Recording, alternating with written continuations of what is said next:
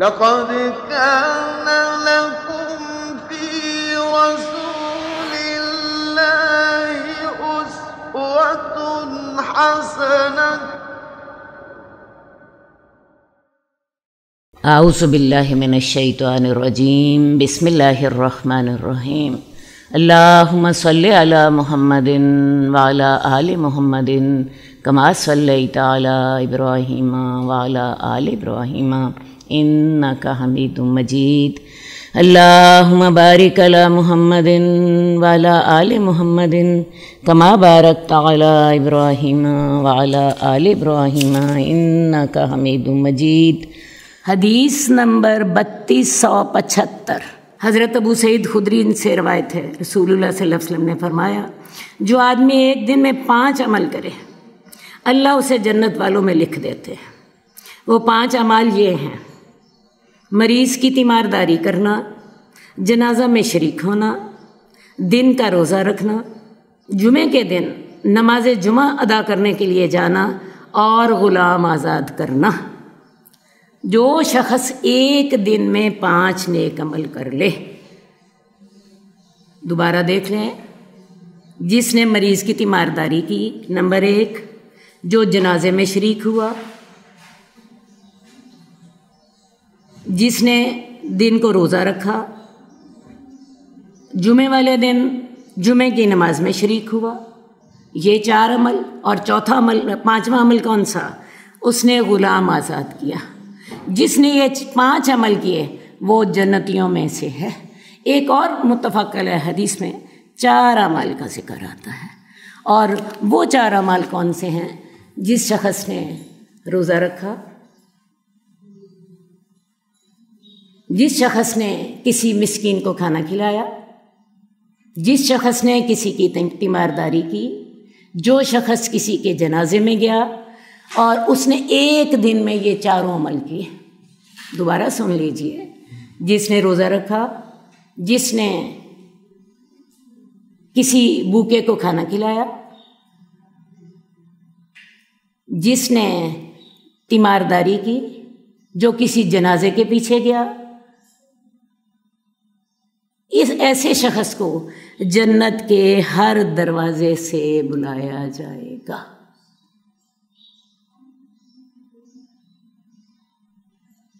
یہ جو میں نے آپ کو حدیث بتائی ہے یہ بھی متفق علیہ حدیث ہے، ٹھیک ہے؟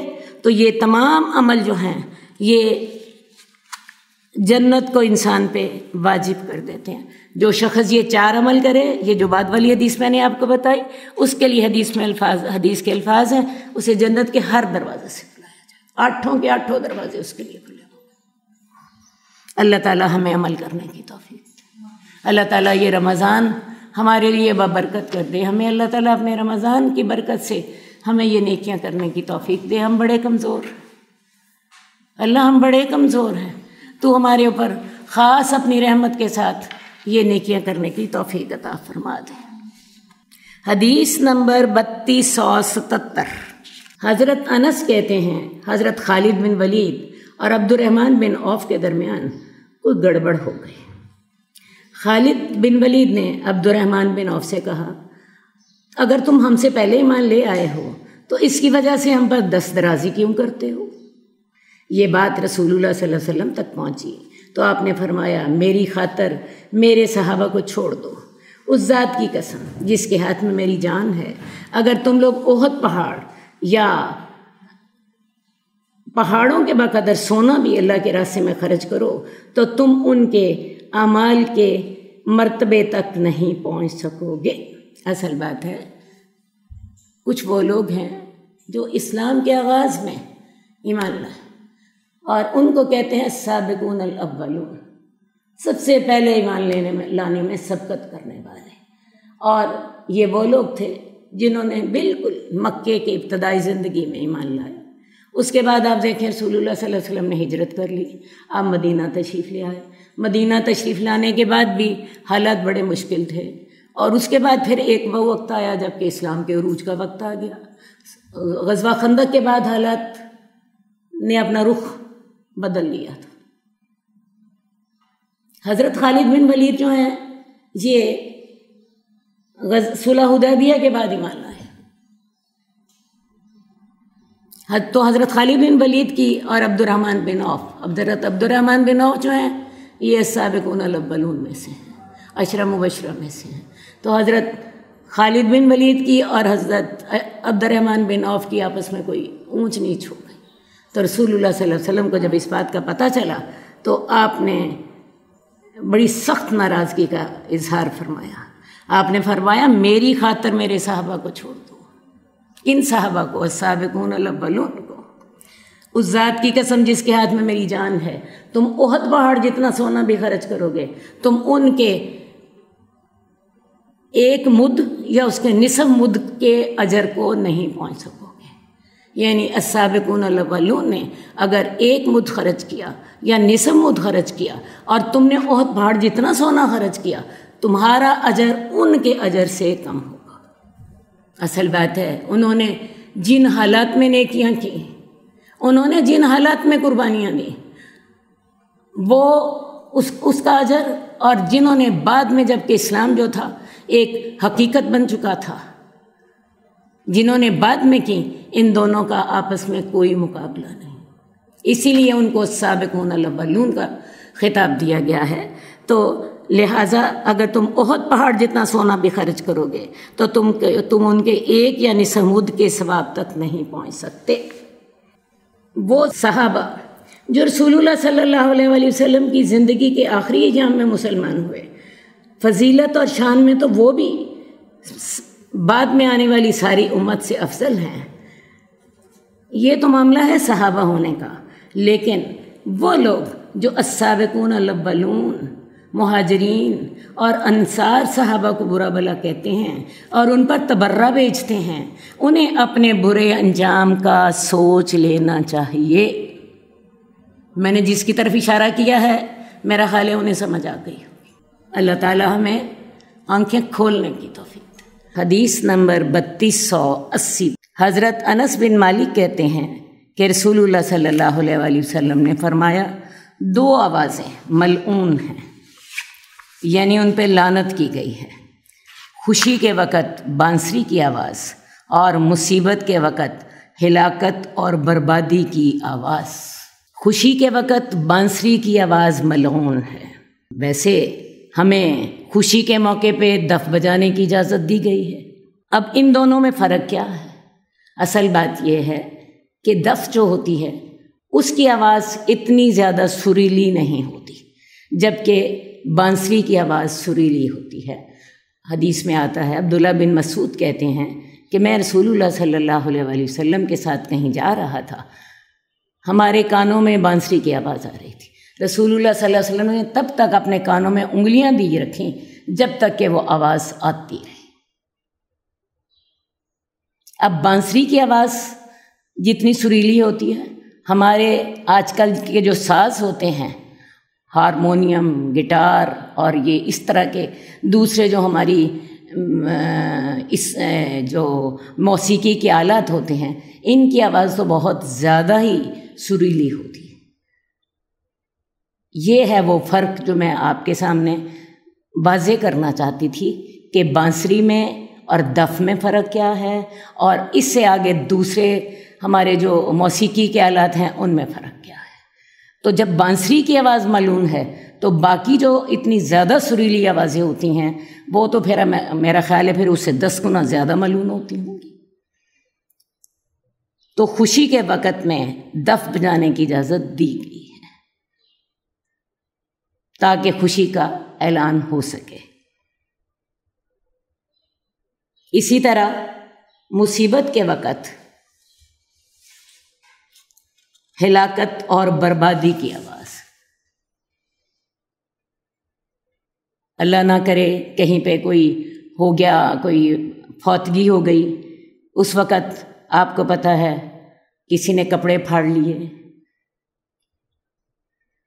کسی نے اپنا منہ پیٹا، کسی نے زبان سے بڑی غلط الفاظ نکالے، ہائے مر گئے، ہائے رڑ گئے، ہائے ہمارا کچھ نہ بچا، ہائے ہمارے ساتھ کیا ہو گیا، اللہ نے ہمارا گھر ہی مصیبتوں کے لیے دیکھ لیا، نعوذ باللہ. اس طرح کے جو کفریہ کلمات ہیں یہ ملعون کلمات۔ ایسے اوقات میں ہمیں کیا کہنا ہے؟ انا للہ و انا الیہ راجعون۔ اس وقت صبر کرنا ہے، اور اس وقت کے صبر کی اللہ کے ہاں بہت بڑی قیمت ہے۔ حدیث نمبر 3283، حضرت ابو ہریرہ سے روایت ہے کہ رسول اللہ صلی اللہ علیہ وسلم نے فرمایا، اللہ تعالیٰ فرماتے ہیں جب میں اپنے مومن بندے کو آزماتا ہوں اور وہ تیمارداری کرنے والوں کے سامنے میرا شکوہ نہیں کرتا تو اس کو اپنی قید سے آزاد کر دیتا ہوں، اس کے پہلے گوشت کے عوض بہترین گوشت عطا کرتا ہوں، اسی طرح اس کے پہلے خون کے بدلے بہترین خون دیتا ہوں، اور وہ سر نو عمل کرتا ہے۔ یعنی یہ حدیث جو ہے، یہ حدیث قدسی ہے۔ اللہ رب العزت خود فرماتے ہیں کہ جب میں اپنے مومن بندے کو آزماتا ہوں، بیمار کر دیتا ہوں، اب لوگ اس کی تیمارداری کے لیے آتے ہیں، وہ ان کے سامنے وہ اس کا حال پوچھتے ہیں، ہاں بھائی تمہارا کیا حال ہے؟ وہ کہتے ہیں الحمدللہ، اللہ کا شکر۔ وہ تیمارداری کرنے والوں کے سامنے میرا شکوہ نہیں کرتا، تو پھر میں کیا کرتا ہوں؟ میں اس کے پہلے گوشت کے عوض بہترین گوشت عطا کرتا ہوں، اسے پہلے سے زیادہ صحت دیتا ہوں، اسے پہلے سے بہترین خون دیتا ہوں، اور پھر وہ نئے عمل کرتا ہے۔ تو یہ ہے میرے رب کا وعدہ کہ جب رب کی طرف سے آزمائش آئے، انسان اس پر صبر کرے، بجائے منہ سے یہ نکالنے کے مجھے بڑی سخت تکلیف ہے، مجھے جو ہے میرے سے اٹھا نہیں جا رہا، میرے سے بیٹھا نہیں جا رہا، مجھ سے کھایا نہیں جا رہا، بلکہ وہ حال پوچھنے والوں کو ایک ہی بات کہتا ہے، الحمدللہ علی کل حال، ہر حال میں اللہ کا شکر۔ تو جب وہ یہ کلمات کہتا ہے تو اللہ تعالیٰ اسے پہلے سے بہترین گوشت، پہلے سے بہترین خون عطا فرماتے ہیں۔ ایک بات اور جو کہ آپ کو اس حدیث میں نظر آئی کہ جب میں اپنے مومن بندے کو آزماتا ہوں اور وہ تیمارداری کرنے والوں کے سامنے میرا شکوہ نہیں کرتا، جب ہم کہتے ہیں مجھے تکلیف ہو رہی ہے، میرا یہ مسئلہ ہے، میرا یہ مسئلہ ہے، تو ہم اللہ کا شکوہ اللہ کے بندوں کے سامنے کر رہے ہوتے ہیں۔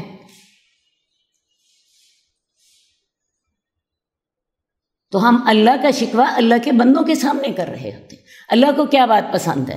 انسان اس وقت یہ کہے الحمدللہ، الحمدللہ، اللہ تیرا شکر۔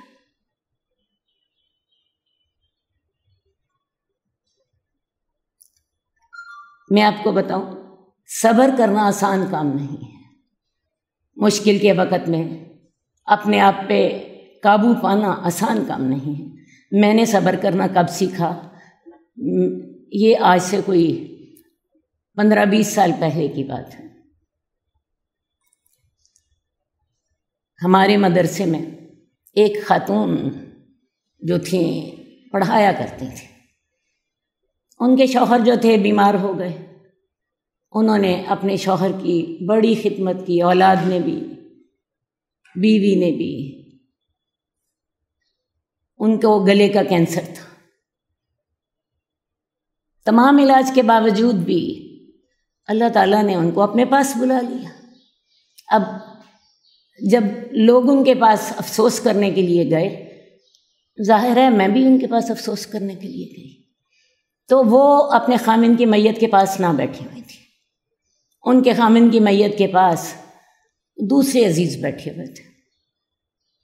میں نے ذرا ان کو ڈھونڈا، میں نے جا کے پتہ کیا کہ ذرا پتہ تو کروں کہ وہ کہاں ہیں، کیونکہ ہمارا ان کے ساتھ تعلق بہت قریبی تھا۔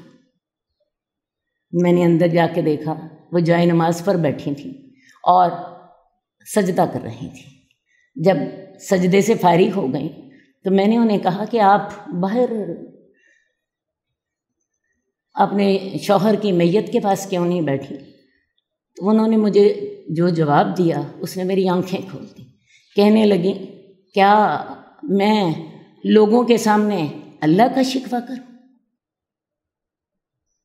کہ اللہ نے میرا خامن لے لیا؟ کیا میں لوگوں کے سامنے اللہ کا شکوہ کروں؟ اس دن میری آنکھیں کھلی کہ ہاں واقعی صبر اس کو کہتے ہیں۔ تو بات یہ ہے صبر کرنا آسان کام نہیں ہوتا.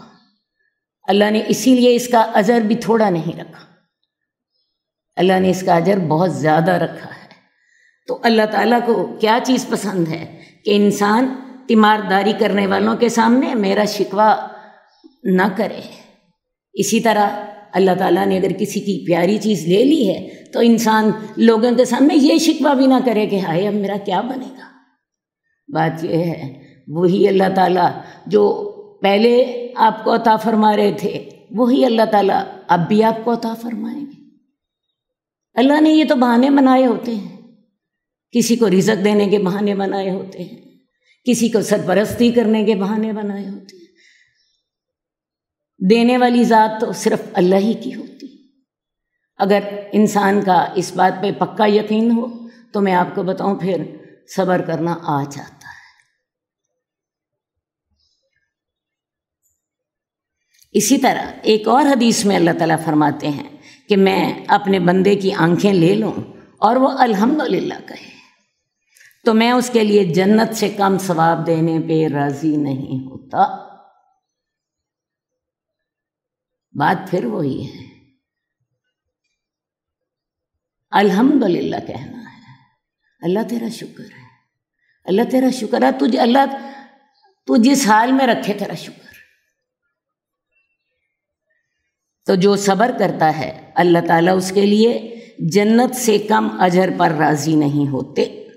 حدیث نمبر 3294 حضرت عبداللہ رضی اللہ تعالیٰ عنہ سے روایت ہے، رسول اللہ صلی اللہ علیہ وسلم نے فرمایا قریب المرگ لوگوں کو لا الہ الا اللہ کی تلقین کیا کرو. مومن کا نفس پسینے کے ٹپکنے کی طرح نکلتا ہے جبکہ کافر کا نفس گدھے کے سانس لینے کی طرح اس کی باچھوں سے نکلتا ہے.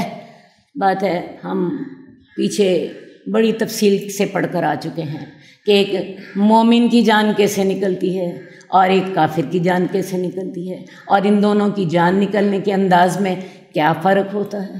ایک مومن کو خوشخبریاں مل رہی ہوتی اور ایک کافر کو دوزخ کی دھمکیاں مل رہی ہوتی ہیں. مومن کی جان آسانی سے نکل آتی ہے، کافر کی جان جو ہوتی ہے وہ بڑی مشکل سے نکلتی ہے. تو بہرحال آخری وقت میں بھی شیطان جو ہوتا ہے وہ اپنی دشمنی پوری کرتا ہے. اس کا وہ چاہ رہا ہوتا ہے کہ میں اس وقت مرنے والے کے منہ سے کوئی کلمہ کفر نکلوا لوں، کوئی ایسا میں ناشکری کا کلمہ نکلوا لوں جس کے ساتھ یہ شخص اللہ کے پاس جب جائے تو ایمان کی حالت میں نہ جائے. تو لہٰذا اس وقت مردے کی سب سے بڑی مدد جو آپ کر سکتے ہیں قریب المرگ آدمی کی وہ یہ ہے کہ اسے لا الہ الا اللہ کی تلقین کرے تاکہ وہ اللہ کے پاس اپنے ایمان کی سلامتی کے ساتھ جائے. اسی لیے حدیث میں آتا ہے جس کا آخری کلام لا الہ الا اللہ ہو گیا وہ جنت میں داخل ہو گیا. لا الہ الا اللہ کے علاوہ اگر انسان کوئی اور نیک کام کر رہا ہے، مثال کے طور پہ ایک شخص نے روزہ رکھا ہوا ہے اور نماز پڑھ کے فارغ ہوا، جان نکل گئی، قرآن مجید کی تلاوت کر رہا تھا، اللہ تعالیٰ نے اسی وقت اپنے پاس بلا لیا. کسی کی مدد کی تھی اور مدد کرنے کے بعد ابھی فارغ ہو کے بیٹھا ہی تھا کہ اللہ کا بلاوا آ گیا. تو کوئی بھی نیکی انسان کرے اور نیکی کرنے کے بعد انسان کی جان نکل جائے، یہ ساری خاتمہ بالخیر کی صورتیں ہیں. انسان اپنے والدین کی اطاعت کر رہا تھا، اسی میں ہی اللہ تعالیٰ نے بلا لیا اپنے پاس. کسی بیمار کی تیمارداری کے لیے گیا ہوا تھا، کوئی بھی نیکی انسان کر رہا اور اس کے بعد اللہ اپنے پاس بلا لیں، یہ ساری خاتمہ بالخیر کی صورتیں ہیں. اس کے علاوہ میں آپ کو بتاؤں جس کی جمعے والے دن اللہ تعالیٰ جس کو اپنے پاس بلا لیں، اس کے بارے میں بھی یہ بھی خاتمہ بالخیر کی ایک صورت ہے. حدیث نمبر 3296 حضرت انس سے روایت ہے رسول اللہ صلی اللہ علیہ وسلم نے قبیلہ ارینا کے افراد کو کہا جنہوں نے مدینہ کی آب و ہوا کو ناموافق پایا تھا کہ تم لوگ ہمارے اونٹوں کی طرف نکل جاؤ، ان کا دودھ اور پیشاب پیو تو اچھا ہوگا۔ اصل بات ہے یہ قبیلہ ارینا کے 8 لوگ مدینہ آئے مسلمان ہو گئے، مدینے میں رہنے لگ پڑے، لیکن مدینے کی آب و ہوا انہیں موافق نہ ہوئی، تو رسول اللہ صلی اللہ علیہ وسلم نے ان کو تجویز یہ کیا کہ تم لوگ مدینے کی کھلی جگہ پر چلے جاؤ جہاں پہ اسلامی چراگاہ کے اونٹ چرتے تھے، اور تم وہاں ان کا دودھ بھی پیو اور ان کا پیشاب بھی پیو۔ ایک بات میں آپ کو واضح کرتے چلی جاؤں کہ جو حلال جانور ہیں ان کا پیشاب اور گوبر ناپاک نہیں ہوتا، اس لیے ہمارے جو ہے گاؤں میں گوالے گوبر بھی استعمال کرتے ہیں،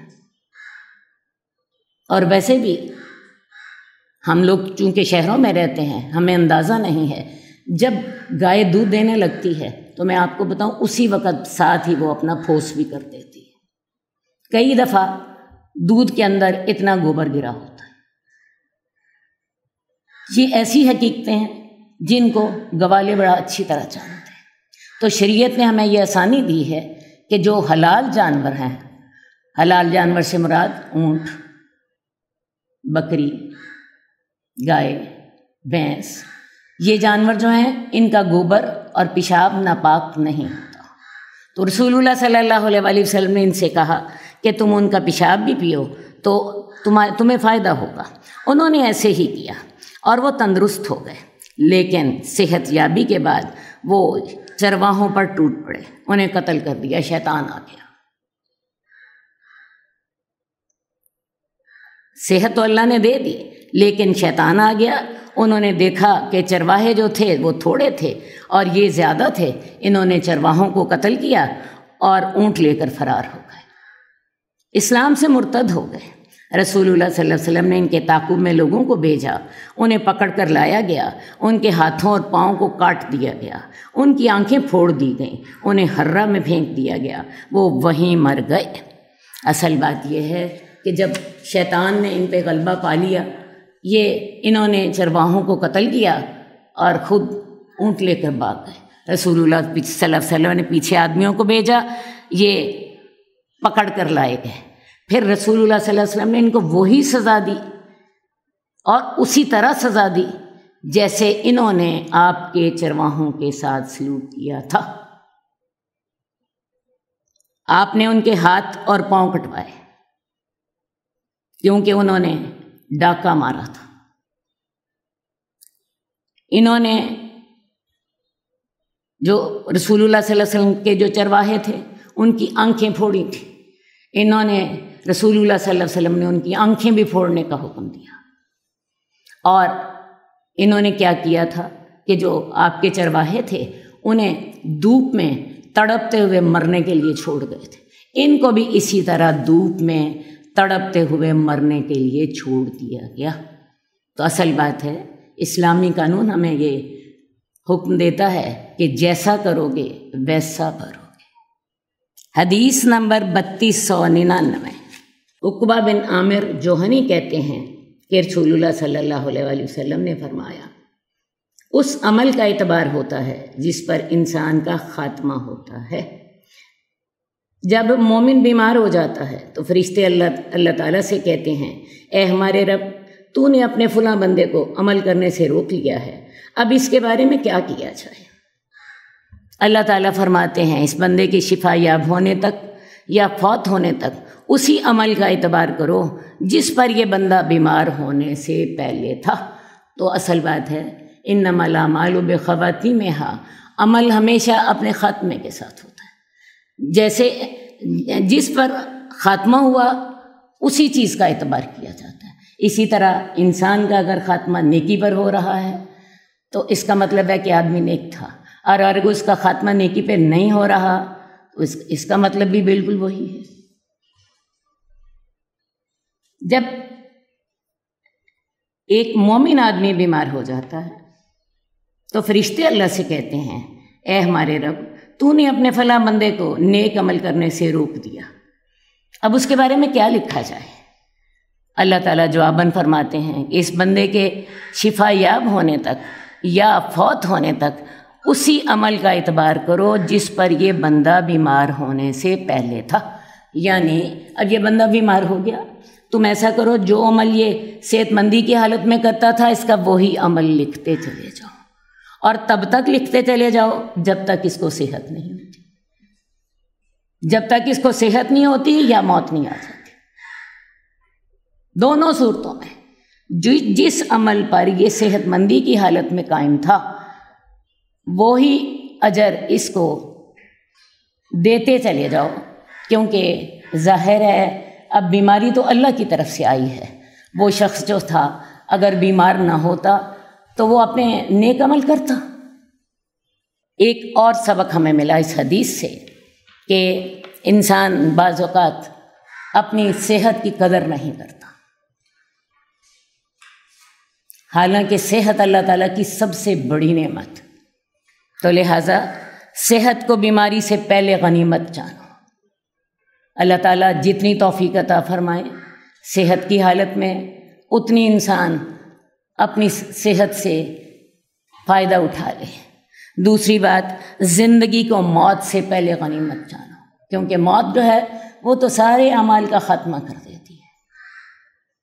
تو زندگی کو موت سے پہلے غنیمت سمجھو اور صحت کو بیماری سے پہلے غنیمت سمجھو۔ باقی ایک بات سے ضرور اللہ کی رحمت کا خیال رکھیں کہ انشاءاللہ تعالیٰ جو کام آپ نیکی کی حالت، آپ صحت مندی کی حالت میں کرتے تھے، بیماری کی حالت میں اللہ تعالیٰ آپ کو اس کا اجر دیتے رہیں گے انشاءاللہ تعالیٰ۔ یہ اس کی مہربانی ہے، یہ اس کی رحمت ہے۔ اللہم صلی علی محمد وعلی آل محمد کما صلیت علی ابراہیم وعلی آل ابراہیم انک حمید مجید۔ اللہم بارک علی محمد وعلی آل محمد کما بارکت علی ابراہیم وعلی آل ابراہیم انک حمید مجید۔ مولاي صل وسلم دائما ابدا على حبيبك خير الخلق كلهم، مولاي صل وسلم دائما ابدا على حبيبك خير الخلق كلهم، محمد سيد الكونين والثقلين، محمد سيد الكونين